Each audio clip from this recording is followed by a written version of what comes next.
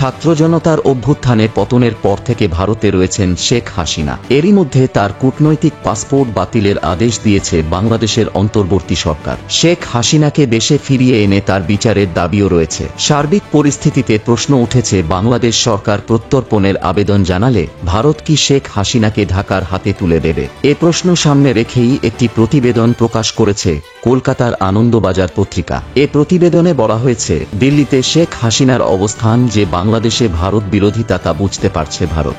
এজন্য তৃতীয় কোনো দেশে হাসিনাকে নিরাপদে রাখার একটা চেষ্টাও চলছে। আনন্দবাজারের প্রতিবেদনে বলা হয়েছে, শেখ হাসিনাকে ফেরত দেওয়ার বিষয়ে 2013 সালের প্রত্যর্পণ চুক্তির তেমন কোনো গুরুত্ব রয়েছে বলে মনে করছে না ভারতের পররাষ্ট্র মন্ত্রণালয়। এই চুক্তি করা হয়েছিল দুই দেশের মধ্যে জঙ্গি পাচারকারী ও চোরাচালানিদের প্রত্যর্পণের উদ্দেশ্যে। 2016 সালে এই চুক্তিতে বেশ কিছু সংশোধন আনা হয়েছিল। কোনো দেশ যদি মনে করে রাজনৈতিক কারণে কাউকে প্রত্যর্পণের দাবি জানানো হচ্ছে, তবে তারা দাবি মানতে বাধ্য নয়। শেখ হাসিনাকে প্রত্যর্পণের দাবি ভারত যদি রাজনৈতিক উদ্দেশ্যপূর্ণ বলে মনে করে, সেখানে বলার কিছু থাকতে পারে না। আবার চুক্তির আরেকটি ধারায় রয়েছে, প্রত্যর্পণের পরে দীর্ঘ কারাবাস ও প্রাণহানির আশঙ্কা থাকলে অন্য পক্ষের দাবি খারিজ করা যাবে। ঠিক কোন স্ট্যাটাসে এখন ভারতে রয়েছেন শেখ হাসিনা? বিবিসি বাংলার একটি প্রতিবেদনে বলা হয়েছে, শেখ হাসিনা ও তার বোন শেখ রেহানাকে দিল্লির উপকণ্ঠে একটি আধাসামরিক বাহিনীর অতিথিনিবাস বা সেফ হাউসে একসঙ্গে রাখা হয়েছে। তবে এই মুহূর্তে তাদের ঠিকানা কি,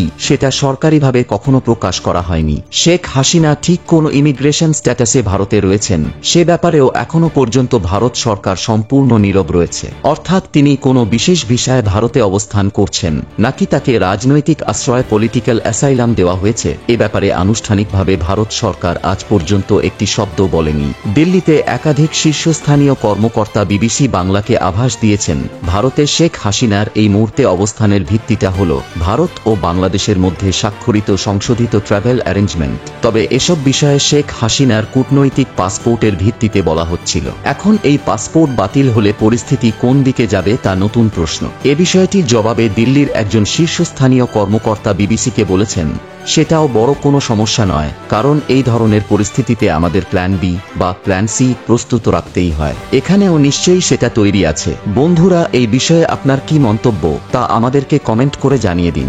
সত্য নিউজ সবার আগে পেতে রহস্য মেসেজ চ্যানেলটি সাবস্ক্রাইব করুন। ধন্যবাদ।